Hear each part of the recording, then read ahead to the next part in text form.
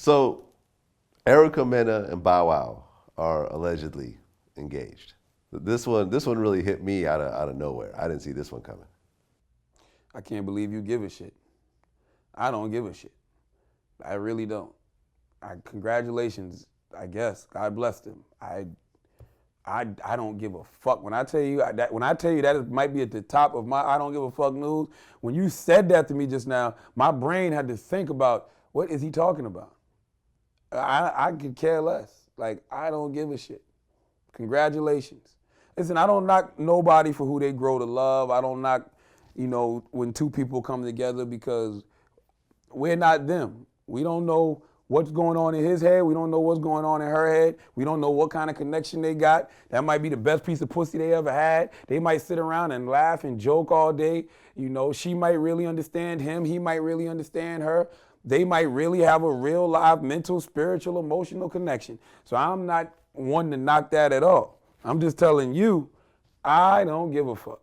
In my brain, that shit is not a trending topic. Well, here was the one thing that I found interesting about that relationship. And shout out to Erica Mena. She's come by VladTV.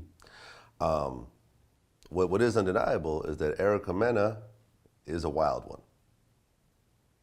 She has physical altercations, caught on video, regular Twitter wars with various other people.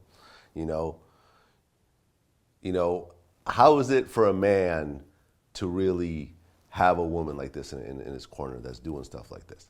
Well, that's her past. I don't know how she is right now. I got to wait till the new season of Live in Hip Hop New York to come out to see if she's still, a wild motherfucker like that. And for all we know, she might have grew, she might have evolved.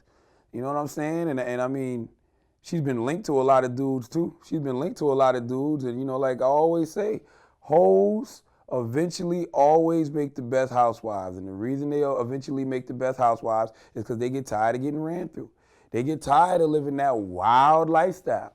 So when they find a motherfucker that accepts their wild, hoish ways and loves them for them and doesn't care about their past, they tend to be loyal to that motherfucker. That's why, when they say these hoes ain't loyal, yeah, that's true. These hoes ain't loyal until you turn them to housewives. Then they get some loyalty in their ass. That's when they become loyal. They ain't loyal when they hoes. But you can, contrary to popular belief, you can turn a hoe into a housewife. You just got to show them a little love, man, a little hug. It's like fucking watering a plant. It's like renovating a building. You see an old, worn down, fucked up building. All you gotta do is come in there and show that building some love. Put a fresh coat of paint on that building and fix up the walls and shit. Change the carpet in this motherfucker. Make that motherfucker start appreciating itself. Once it starts appreciating itself, it'll start appreciating its pussy and stop giving that pussy away to everybody. You know what I'm saying? So these hoes ain't loyal until you make them the housewives. Well, on the flip side, you're also not really being all too loyal with them, in that particular situation. I don't know. What do you mean? Explain. Meaning that when you talk about these hoes ain't loyal, you're probably talking about a situation of a dude that's just fucking with a bunch of different hoes. Also, oh, you ain't really being loyal with any of them. Yeah, got you. But when you see a man get caught up with a woman like that, when you know a woman has a reputation, this is when you know it's something serious.